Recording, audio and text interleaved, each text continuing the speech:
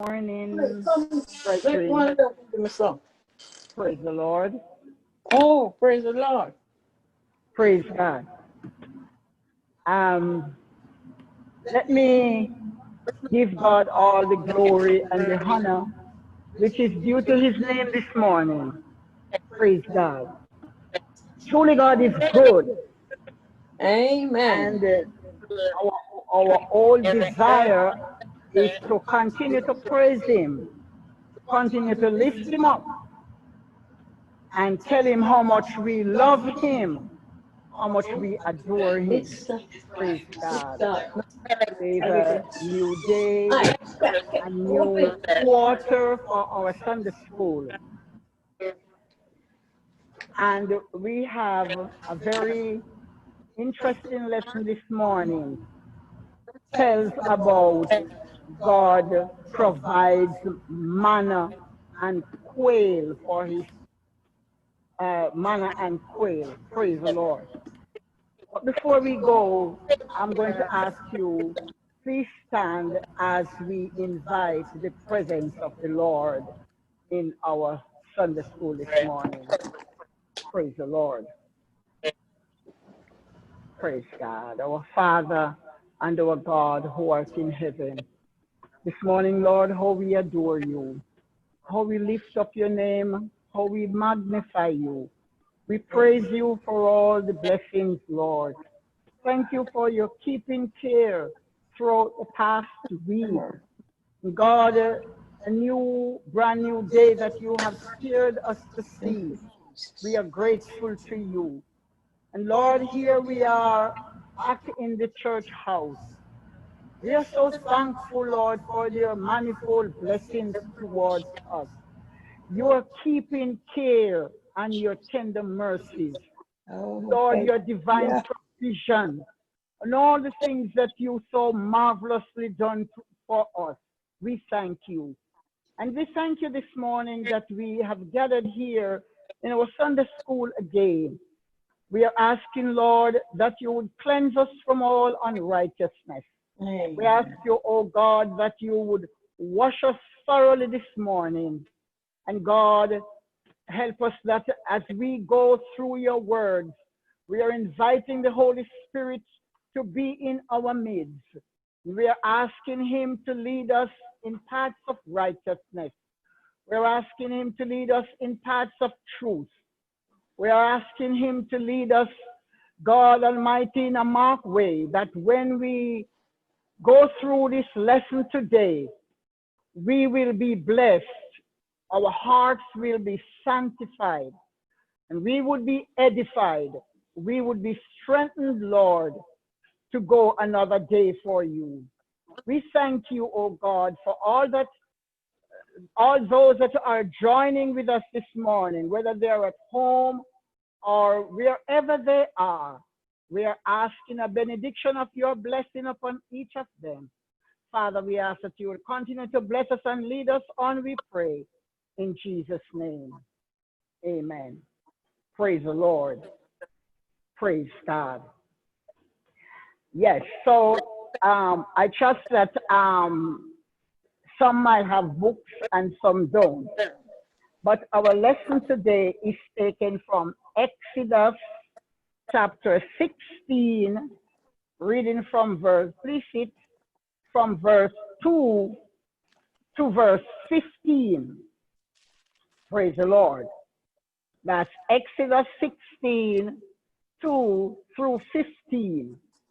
And we have some related scriptures, which they are very important to our lesson. They coincide, they wrapped into our lesson. So when we are reading, we just don't want to look at the scripture text alone, but we also want to go through these related scriptures. And the first one is 1 Corinthians 10, 1 through 10. Exodus 6, 1 through 8. John 6, verse 30 through 58. Numbers 11, verses 24 through 34. So while you're studying these lessons, you read through all of those scriptures and you will see how they all combine together. And the time is 1445 BC, and the place is the wilderness of Sin. Praise the Lord. The golden text is taken from John 6, verse 35.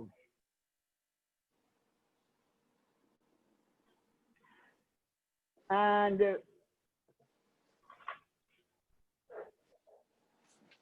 the words of the golden text are, Jesus said unto them, I am the bread of life. He that cometh to me shall never hunger, and he that believeth on me shall never thirst. John 6, verse 35. Praise the Lord.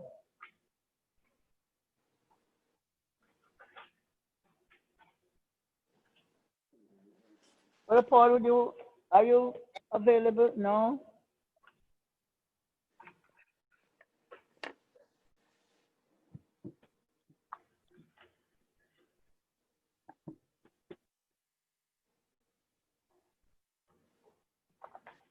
Praise the Lord.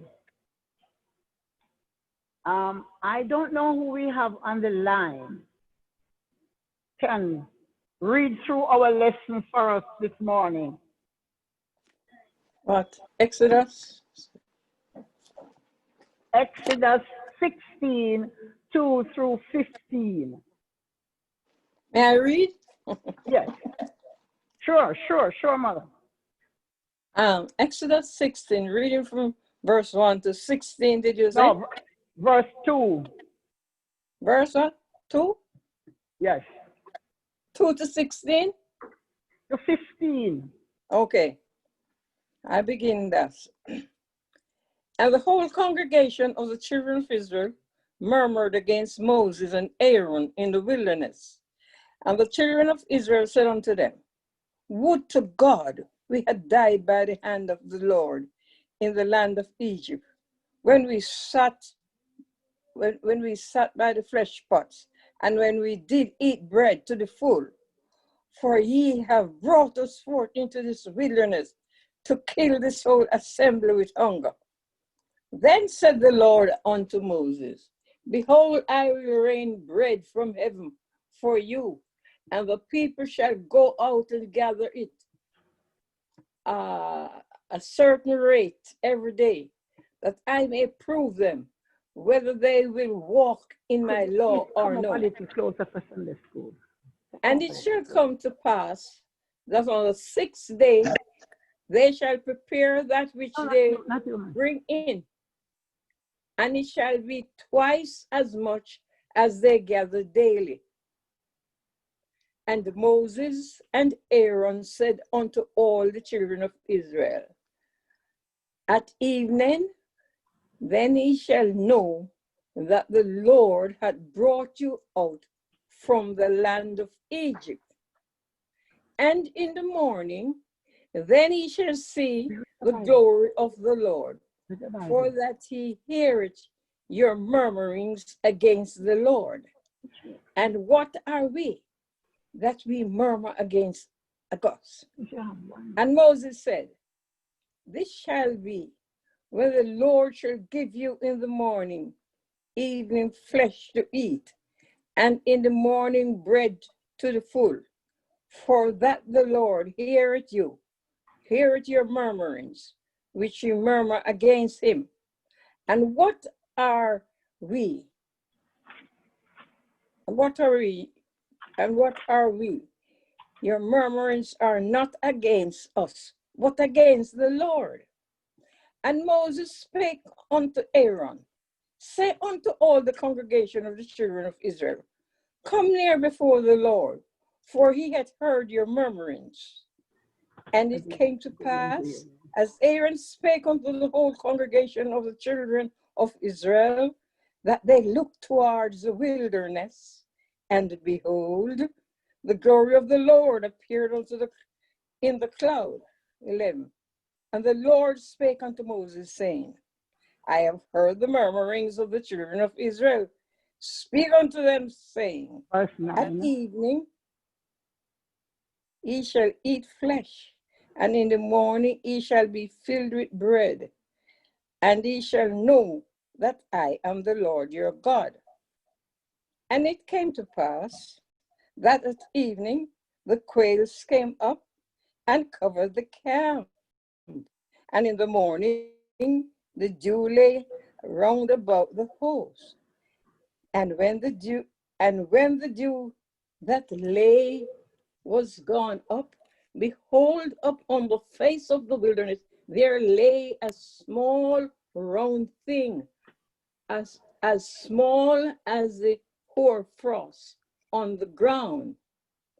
And when the children of Israel saw it, they said one to another, It is manna, for they wist not what it was. And Moses said unto them, This is the bread which the Lord had given you to eat. 16 and last. This is the thing which the Lord had commanded. Gather of it every man according to his eating, and more for every man according to the number of your persons. Take ye every man for them which are in his tent. Praise the Lord. Praise God. Thank Mother Max for reading our lesson through this morning. Praise the Lord. I said before, we have a new quarter, and this new quarter is telling us that God provides. As a matter of fact, the editorial of it said, God is our keeper and provider. Amen. So he also keeps and he provides. Praise the Lord. Isn't that wonderful? Amen. Yes. And our lesson outline is saying the people's complaint, which is verses 2 and 3. The Lord's response, verses 4 through 8. The Lord's provision, 9 through 15. So we have read through the lesson already, and there are, beloved ones, people have a way of, when they are in difficulties, they complain and they murmur. And here we have a vivid picture of what happened way back when they over there in when the children of Israel came out of Egypt. This entire story is talking about the children of Israel leaving Egypt when God delivered them out of bondage, out of slavery. And let me read a little about the introduction here. We need not even know where to start. Fortunately, God did. And this quarter, we will follow the story of how the Lord instructed and molded his people. We may also learn more about how to function as a local church. And today's aim is to see that the Lord provides for the needs of his people. The principle is to understand how God taught his children to obey him, to personally learn obedience from God's work in our life. And let me read through a little of the introduction. Israel was at this point a raging bunch of slaves just delivered from slavery in Egypt. They had little idea about what God expected of them. They were not sure who Moses was or if they should listen to him. If they were to survive the walk to the promised land, they would have to learn to honor and obey God. They would have to be prepared to listen when he gave them his law. They would have to become God's people in thought and in deed. While this should be a continuing process that they would never completely get, some basic needed to be established at the outset. Our passage finds them in the wilderness of sin, 6 weeks out of Egypt and hungry. God would use this as an opportunity to teach them, to teach them to listen to him and obey. So here, 6 weeks after they came out of Egypt and were over in freedom, came out of sin, came out of bondage. But the food that they took with them from Egypt ran out, finished. So here they start complaining, and they complained to Moses, they complained about Aaron, they complained about everything. But in truth and in fact, it was not about Moses nor Aaron, it was about God. They were complaining about God. They were complaining about to Moses that, it would be better for us if we had stayed over there in Egypt than to come out here in the wilderness to die for hunger. And beloved ones, so many times we, in our Christian pathway, when difficulties come along, we forget the joy. When they came out of Egypt, the Bible said they got their tambourines and they sang songs and they rejoiced because they were happy, leaving bondage, leaving slavery. And sometimes when we are in the church and we are happy going on, but the moment something happens, we start to stretch back our minds and our imaginations back into Egypt, back into the world. When I was in the world, this never used to happen. And when I was in the world, things was better. And because we lack faith and we lack depending upon God. Because when we complain, it's really God we are complaining against. Because we are saying that, God, you're not capable. This was what they were doing. They were saying, well, God, it was better. We were better off when we were over there. Even though we were lashed and whatever was going on, we were better off.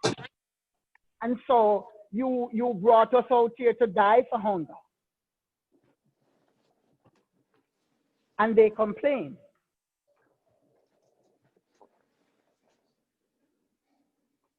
And hear what the writer said. You see, one of the things that God uses sometimes God uses, because these people, they didn't really get the whole picture. They didn't really understand, even though they knew that God had delivered them. But I don't think they had the full knowledge of God and the goodness of God and the miracles that God would wrought in their lives. Even though they saw it when they were leaving. As a matter of fact, they saw the miracles that God did. But I am not sure if they did learn anything from all of that. They saw how, just saw how God delivered them, and how the Egyptians were punished with all kind of the plagues, but they didn't learn anything. Yes, Pastor Ben. I think the reality is, even though they were in Egypt and in slavery for 400 years, they got comfortable. And so even though they saw the signs with the plagues and they saw the incredible miracle at the Red Sea, they saw that. Mm-hmm. But when they got to the wilderness, that experience, they have never encountered anything like that. So they started to murmur.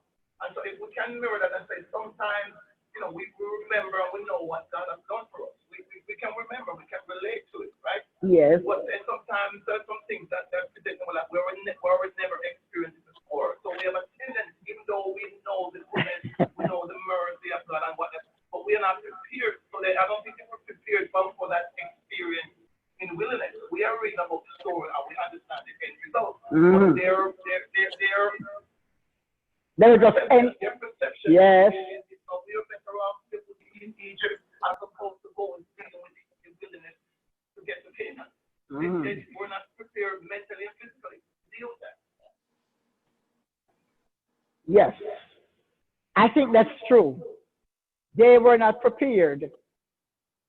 You see, because maybe they thought that they didn't have to, go through all of these market, because then when they got to one place, they didn't have any water.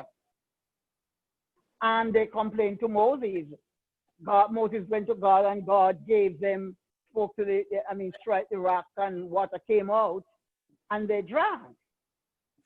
So they were not, like you said, sir, they were really not expecting all that was happening. It's that they couldn't grasp it. So it was a new experience for them. And it was also a teaching experience. God was also teaching them that I am your God. I am your provider. Amen. I am your deliverer. So you have to look to me. You have to depend on me. You have to have faith and confidence in me. And so, as children of God, when we encounter difficulties and problems, it's also a learning process for us. Amen. It's also a process. God is teaching us something. Somebody said, when you ask God for something, there are three answers: yes, no, or wait. So, and sometimes we're not willing to wait. Sometimes we don't even, when God said no, we don't even want to take no for an answer. We want to do the opposite. And sometimes that's how we get into trouble, because we disobey. So here God was teaching them the lesson of patience, amen, obedience, faith. Yeah. Yes. Trust. And that they are to follow instructions. Because if we go through the lesson here, God said, I think it's verse 4. Then said the Lord unto Moses, behold, I will rain bread from heaven for you, and the people shall go out and And gather gather. a certain rate every day, that I may prove them whether they will walk in my law or not. So Yeah. here, God gave them Moses the instruction because God wanted, because the law was not given to them as yet. So God had it, what God had in mind, he was walking them through it gently, through the Amen. process, gently, step by step. Because like Pastor Brian said, they were in Egypt. It's 400 years down there. They Yes. have no forgotten Mm-hmm. Short memory. what it was. Yeah, they have forgotten everything. They learn everything about the Egyptian lifestyle and culture. Mm-hmm. So they were now on a training process. They're in They the were school of now, God. they start treading on the training ground. Just like when we have a new person come in the church, Yes. they don't know anything about the church. Mm-hmm. So they will have to come in and learn step by step by step Amen. by step by step. Protocol. Learn how to how to walk. Yes. How not, Gotta sometimes learn the even how to protocol. speak. We have to remember that we can't bring in certain language into the church. That's true. When we were out there and the least little thing, we pop something that don't sound too right. When you're in the church, you have to not do that. You can't do that You gotta because learn the protocol. you have started your new life. So here Israel started their new life, leaving Egypt, going into the promised land. And each day as they go on, they discover new things. Some of it they could handle, and they start complaining, and they start do all kind of things. Verse 5 said, and it shall come to pass that on the sixth day. So you, Six so you days. see what They you see took how God is training them orderly. to Mhm. see if they would walk in his path, to see if they would remember, to see if they would obey. And it came to pass that on the sixth day The they sixth shall day. prepare that which they bring in, and it shall be twice as much as they gather daily. Twice. And Moses and Aaron Saturday. said unto all the children of Israel, at even then ye shall know that the Lord has Ye brought shall you know out that the from the Lord has land brought of you Egypt. out of the land of Because Egypt. here God is going to provide. God is going to feed them. Mm-hmm. And he wanted the And Sabbath Moses, day for them to rest, not to collect. yes. And in the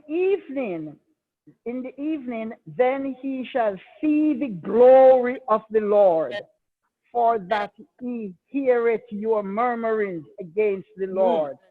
And what We are we that that we he murmur murmur against against us? us.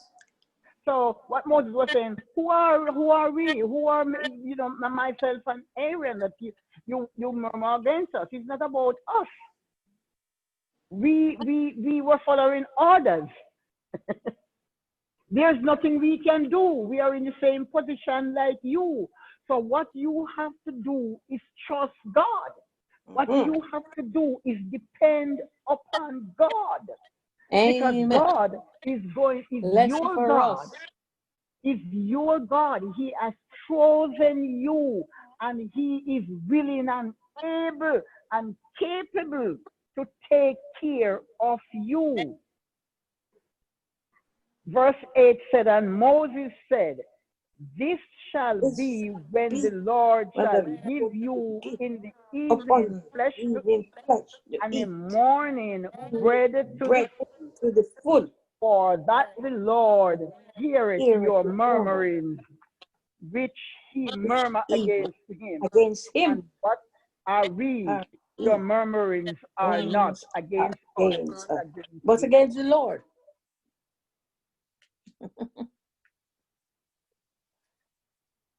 And it came to pass, as Aaron spake unto the whole congregation of the children of Israel, that they looked toward the wilderness, and behold, the glory of the Lord appeared in the cloud. So here God prepares them. Here God tells them. He gave them, he laid down the ground rules here.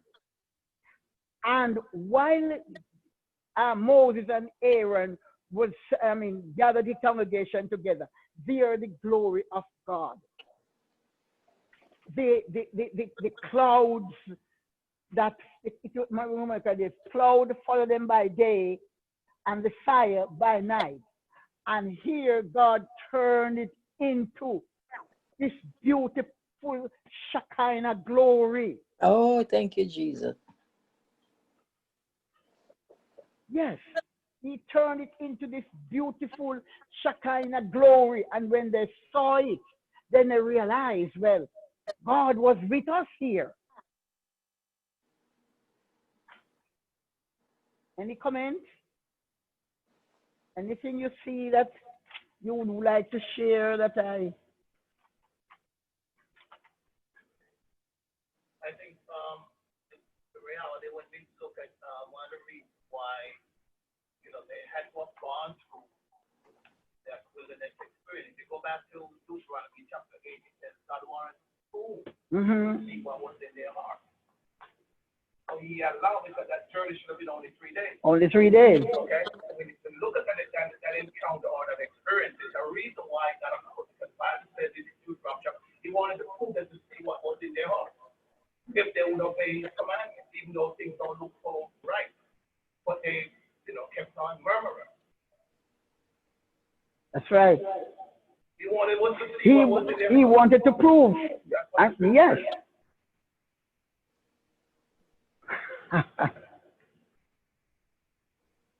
And so the reality is God allows something in our lives. Could it be possible that he's trying to prove to see how we're going to deal with it? How we're going to deal with it. Because the way that they dealt with it, they were murmuring and wanted to go back to Egypt.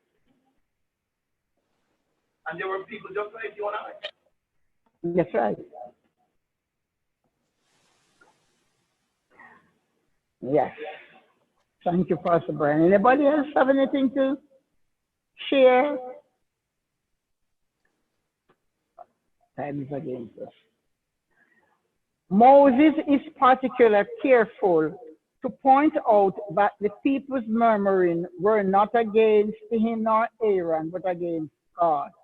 Moses states clearly that they would soon see the glory of the Lord, and they would know it was he who had brought them out.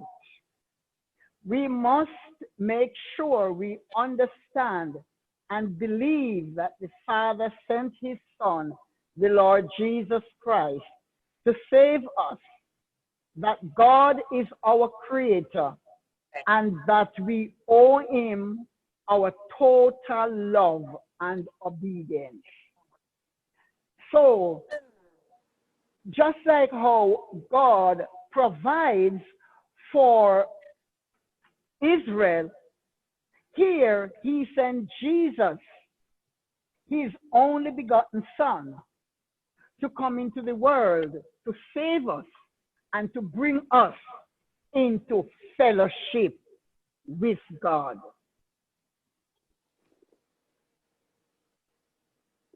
Yes, and I was saying that when in verses 9 to 12, when Aaron conveyed the plan to Israel, they looked toward the wilderness and saw the glory of the Lord. This was not just a beautiful sunset, but a revelation of the Shekinah glory of God, a special manifestation of his presence. They were to understand that God had heard their murmurings and was answering their complaints. And so sometimes when we go through our difficulties and our discouragement, sometimes a song, just a song, Amen. just comes down into our heart. And we start singing that song.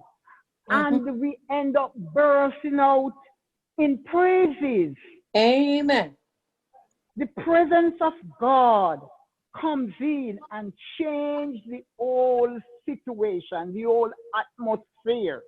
Change it. Turn it around. Sometimes it's a verse of scripture. But most times it's a song. And it's a song. The other day I was home and fell down. And I start singing, and I don't know, I just get lost in the song. Yes. Amen. I just get lost in the song, and I sang a few of them. Took my redemption songbook. The real redemption. I took the old redemption songbook and I start singing some of those old songs. And my soul was so blessed and watered. And when I was done, I said, "Thank you, Lord." It wasn't a scripture. It was just the singing of the song. I was just singing them and reflecting. When the praises go up, the blessing come down. So God has different ways of lifting us up. I'm so glad to know that God is not like a one menu. You get up every day and you eat the same thing. No, he has different ways of lifting us up and giving us victory, giving us joy, encouraging our hearts as we go. Yes, so let us look at God's providers, how God provided for these people, God's miraculous answer to their practical need. And we look at 13 through 15. Dwelling on the flesh pots and bread of Egypt did nothing to satisfy Israel's hunger. God flooded their camp with quails that evening. And when you look at the picture in your book, over on page 11, you see some little things like chickens. And these were the little things that God is a God of miracles. Amen. Oh, yes.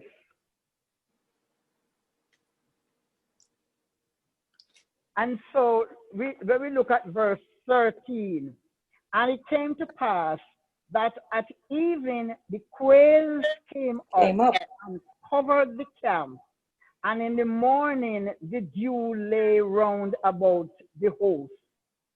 And when the dew that lay was gone up, behold, upon the face of the wilderness there lay small round things, as small as the hoar frost on the ground. And when the children of Israel saw it, they said one to another, "It is manna," for they wist not what it was.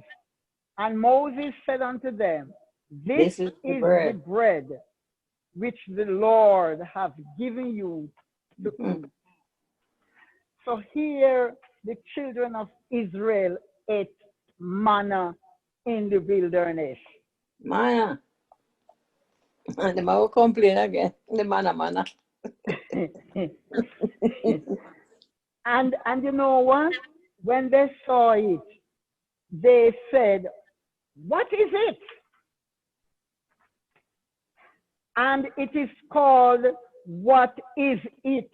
from that time. Yeah. Let me read something from the commentary over there. While the people could, I'm reading verse, I'm reading page 9. While the people describe its appearance, they initially did not know exactly what it was. They call it manna. The meaning of this word has puzzled many scholars through the years, but it probably came from the Hebrew question, "What is it?" This was the people's initial response, and it became the given name of their new food. What is it? What is this? Manna. And Moses explained, "This is the bread which the Lord has given you to eat." Perhaps the people were expecting something different, but this was what the Lord meant when he said he would rain bread from heaven for them. The manna was used to make bread, according to Numbers 11, verse 8. Not expectedly, some people ignored God's instructions regarding the manna and tried to keep some of it overnight, Yes, which they were not supposed to, only to see it spoil. Others went out in search of the manna on the Sabbath, only to find none. Exodus 16, verses 16 through 29. God's grace is indeed amazing. He lovingly provides the food his people craved, even though they had murmured against him and his chosen leaders. And God's miraculous provisions of manna continued for the entire 40 years Israel was in the wilderness. So here, they didn't know what it was, but at the same time, it satisfies them because this was their bread. This was their food that God divinely provided for them. And here was another lesson that they should learn. Remember, God laid the groundwork down. He said to them, on the Sabbath and the sixth day, take up enough for the 2 days. But the days prior to that, just take up enough for 1 day. For the day, or the 2 days. So that was a lesson of obedience. It was an instruction that we have to follow. And I remember last week, our evangelist preached that beautiful message and speak about instruction, following instruction. We have to follow. For us to walk as children of God, we have to follow the leading of God. We have to live by the word of God. We can't do what we feel like. We can't do what we think, we believe, or we in our mind tell us that this is right, and we do it. We have to obey the word of God and walk thereby. Anybody has anything to say? Any comments? I'm waiting and we are closing.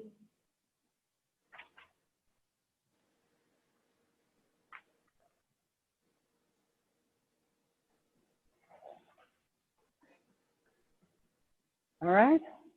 Okay, let me read the conclusion here. We see the foolishness of Israel's complaining and murmuring against God and his servant Moses, because we are here on the other side of the story. But we have not experienced slavery and its cruel deprivations. If we have experienced how sin hardens us to truth, or if we have been wronged when we were helpless to do anything about it, we may be more compassionate toward Israelites and grasp how difficult it was for them to listen to God and obey him. They had to listen basic obedience to be prepared for the giving of the law. As we learn from later scriptures, the law was a schoolmaster to drive us to faith in God's provision of a Savior who died, a Savior to die, a Savior to handle the problem of our sin, according to Galatians 3, verse 24. So here we notice how God prepared, even though they murmured, God was also preparing them for greater things. He was preparing them for obeying him, for depending on him, for having faith and confidence in him, knowing that he was their God and they would have to depend on him for their survival. Just like how we have to depend on God for our survival. We have to depend on him. We can't say this morning, I'm going to go out because I can find my way. You're going to get into trouble. We have to learn to lean and depend on Jesus. Amen? So we learned this morning that God is our provider. We learn also that we should trust him. We learn that we should depend on him. We should have confidence in him. We should obey him in every, the Bible said, in all thy ways, acknowledge him and he will direct our path. So if we acknowledge him and depend on him, then surely he will lead us into all truth. God bless you this morning. I'm going to ask you, is there anybody have anything to say, anything that you want to clear up, to clarify? Okay. So I'm going to ask you, kindly stand as we repeat golden text. The topic of the lesson and the golden text.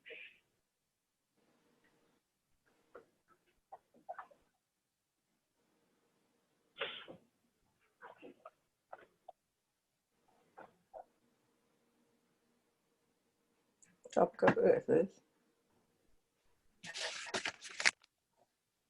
The topic of the lesson is God provides manna and quail. And the golden text taken from John 3. Chapter 6, verse 35.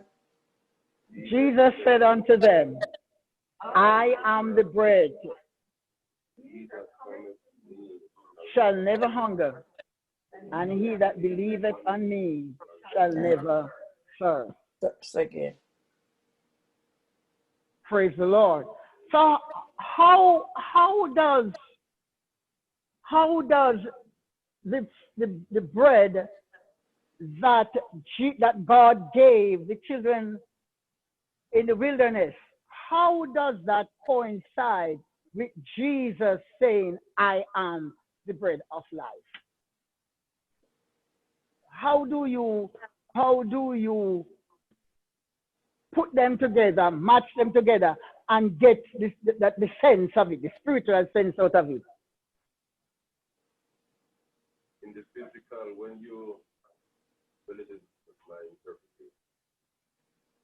In the physical, when you're hungry and you get the physical bread to eat, you're filled. Spiritually, Jesus is the spiritual bread of life. So he that comes to him will always be filled at all times because you have him inside of you. The Spirit of God is inside of you, always filling you up. The river always springing up, never running dry. Thank you, Pastor. Anybody else? He's the bread of life. And he is the one that provides the physical bread. Because he is our provider. So he provides the complete, he satisfies our complete needs.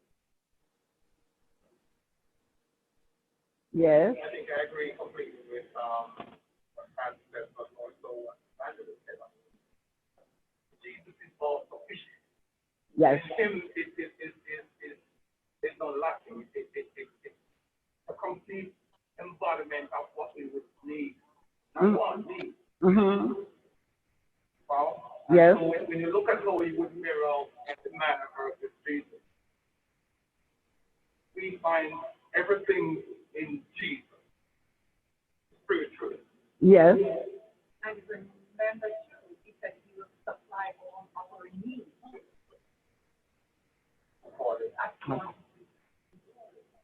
Everything is Yes. Anybody else? This is some answer.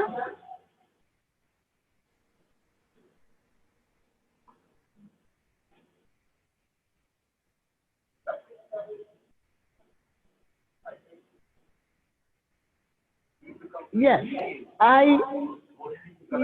Yes. Jesus, if you notice the children of Israel, there's a scripture that said, your fathers ate manna in the wilderness and they are dead. You see, bread is the source of life for our natural body, our natural satisfaction. And when Jesus said, I am the bread of life, Pastor said, you are complete in him. I remember Jesus speaking to his disciples one time, and he said, except ye eat my body, and drink my blood, you have no dealing. And the Bible said, I think 60 of them, some of them went away and followed him no more.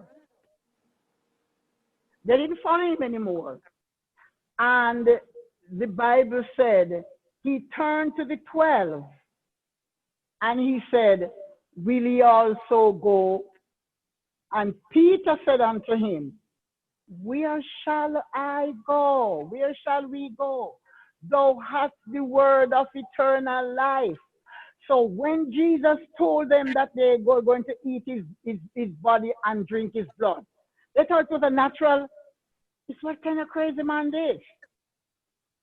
So it was that spiritual infilling, the spiritual fulfillment that Jesus was offering to them that they didn't know about. Thank God we know about it today. And he said unto them, I am the bread of life. He that cometh to me shall never hunger, and he that believeth on me shall never thirst. If you come to Jesus, you neither hungry nor thirst. He will keep you because the Bible said Jesus told the woman at the well that it shall be a well of water springing up into eternal life. God bless you this afternoon, beloved ones. I hope you are blessed. And as we go on, we want to go more, study more, and go deeper, because this is going to be an interesting lesson here, beloved ones. So as you go through, you read and get that we can share more. I think some of you might have got the book late, but to God be the glory.